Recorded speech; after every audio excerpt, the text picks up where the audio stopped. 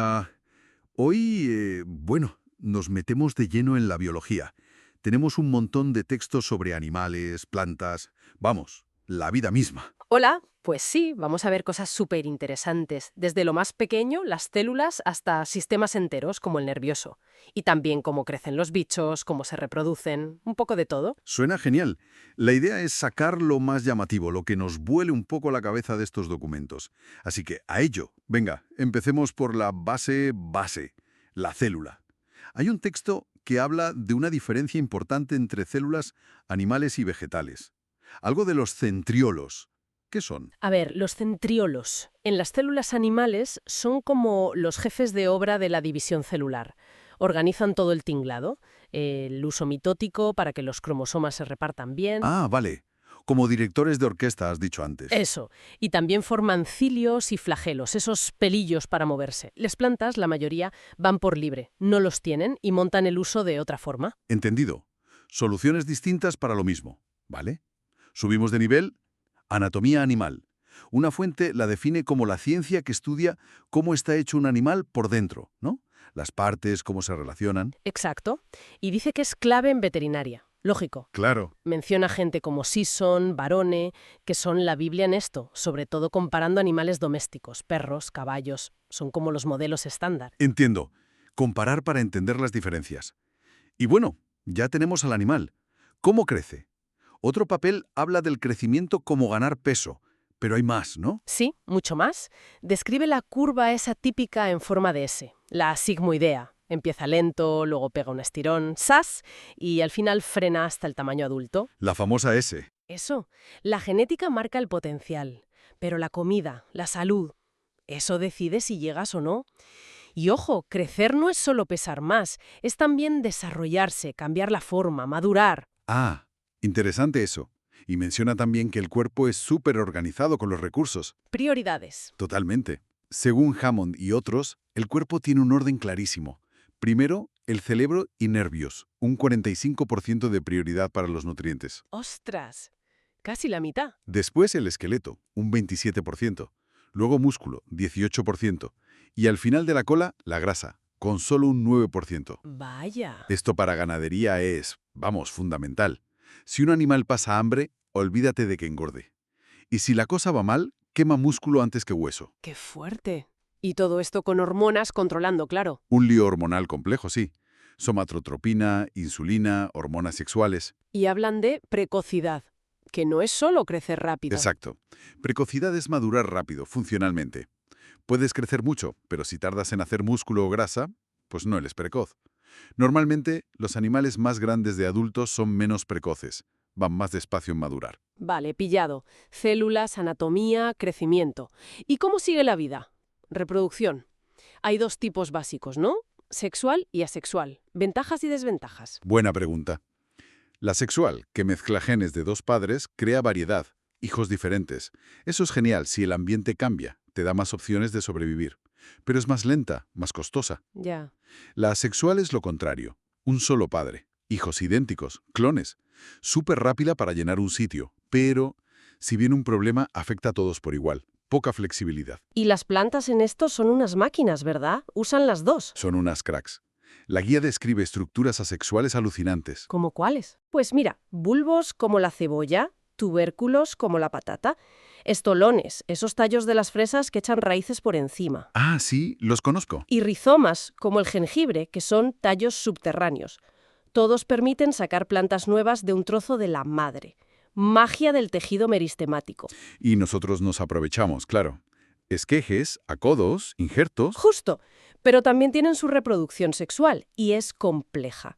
Hablan de alternancia de generaciones, o sea, una fase grande que vemos, diploide, hace esporas y de ahí sale una fase pequeñita, haploide, que hace los gametos, el polen y los óvulos. Ah, En las flores, todo este lío pasa ahí dentro. Las partes masculinas, estambres, y femeninas, pistilo. y la polinización es el momento clave. Llevar el polen de A a B. Eso es. Puede ser en la misma flor, auto, o entre flores distintas, cruzada. Y aquí entran los transportistas, viento, agua o animales. Y las flores se adaptan a su transportista. Totalmente. Si es un animal, la flor suele ser vistosa, oler bien, tener néctar. Un eincio. Publicidad pura. Si es el viento, la flor es discreta, pero produce polen a lo bestia, ligero. Y tiene formas para atraparlo bien. Eficiencia total. ¡Qué pasada! Cambiamos de reino. Los anfibios. Menuda vida la suya. Uf, pioneros en salir del agua, pero siguen muy ligados a ella, ¿eh? Su nombre lo dice, doble vida. Larva acuática, el renacuajo que come plantas, Sí. y luego metamorfosis. Les salen patas, pulmones, pierden la cola. Las ranas cambian la piel, se vuelven carnívoros. Una transformación brutal para vivir en tierra. Y la piel es súper delicada, ¿no? Respiran por ella, absorben agua. Sí, muy permeable. Por eso les afecta tanto la contaminación. Y algunos tienen veneno, ojo. Como defensa. Claro, la mayoría vuelve al agua para poner huevos, así gelatinosos. Y la fecundación es externa, con ese abrazo, el amplexo. Hay 3 grupos, ¿verdad?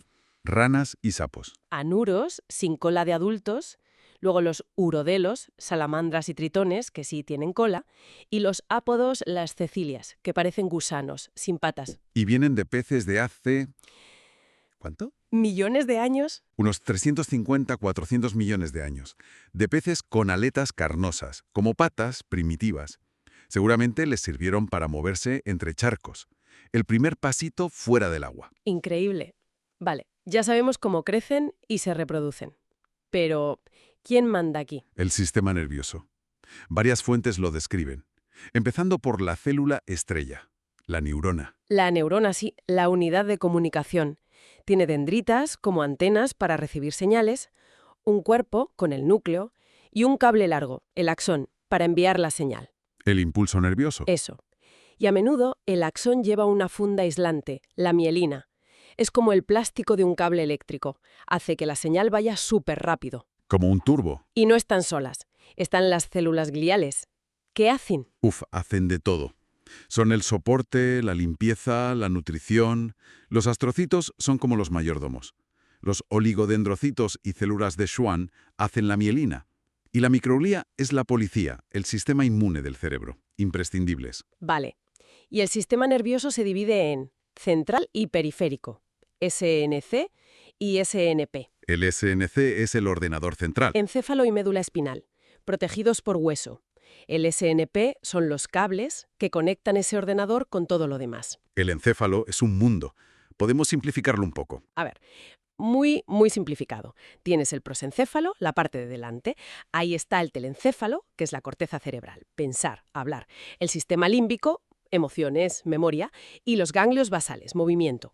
Y también el diencéfalo, con el tálamo, la estación de relevo de los sentidos, y el hipotálamo, el termostato del cuerpo. Controla hambre, sueño, hormonas. Vale, cerebro pensante y regulador. Luego el mesencéfalo, en medio. Conecta cosas y tiene centros para reflejos visuales, auditivos y más control motor. Y detrás, el romboencéfalo. Incluye el metencéfalo con el cerebelo, clave para el equilibrio y coordinar movimientos. Y el puente, otro conector. Y el mielencéfalo, que es el bulbo raquídeo. Controla lo básico para vivir, respirar, el corazón, funciones automáticas vitales. Vaya estructura. Y la médula espinal, la autopista que baja por la espalda. Esa es. Lleva órdenes del cerebro a los músculos y trae información sensorial de vuelta al cerebro. Y curiosamente, la sustancia gris y blanca están al revés que en el cerebro. Anda. Y el SNP son los nervios que salen de ahí, los craneales, para la cabeza y cuello sobre todo, menos el vago, que baja mucho, y los espinales para el resto del cuerpo. ¿Y la señal cómo viaja? Hablan del potencial de acción. ¿Qué es eso exactamente? Imagina una descarga eléctrica, una ola que recorre el axón. Es un cambio súper rápido de voltaje en la membrana de la neurona. Entran y salen iones, como el sodio y el potasio, ¡pum! Se dispara esa onda y viaja hasta el final para pasar el mensaje. Una ola eléctrica. Me gusta la imagen. Y funcionalmente está el sistema que controlamos, el somático. ¿Y el que va por libre? El autónomo. El SNA. El piloto automático. Digestión, respiración, sin que pensemos. Y tiene dos equipos que suelen hacer lo contrario. El simpático, que nos activa, nos prepara para la acción, gasta energía. Lucha o huida. Eso. Y el parasimpático, que nos relaja, activa la digestión, ahorra energía. Descanso y digestión. Ambos mantienen el equilibrio interno, la homeostasis. Un equilibrio delicado. Y para que todo esto funcione, se necesita transporte. Sistema circulatorio. Fundamental. Corazón, vasos sanguíneos y sangre. Lleva oxígeno, comida, hormonas. y saca la basura, el CO2 y otros desechos. Tiene dos circuitos, ¿no? Uno a los pulmones y otro al resto del cuerpo. Sí, el pulmonar para oxigenar la sangre y el sistémico para repartir ese oxígeno y recoger los residuos. El corazón, la bomba. 4 cámaras, has dicho antes. Aurículas reciben, ventrículos bombean. Con tabiques para que no se mezcle la sangre oxigenada y la desoxigenada. Y válvulas muy importantes para que la sangre no retroceda. Sístole, contracción, diástole, relajación. El ciclo cardíaco. Y el propio corazón necesita su riego, ¿no? Las coronarias. Claro, si fallan, infarto.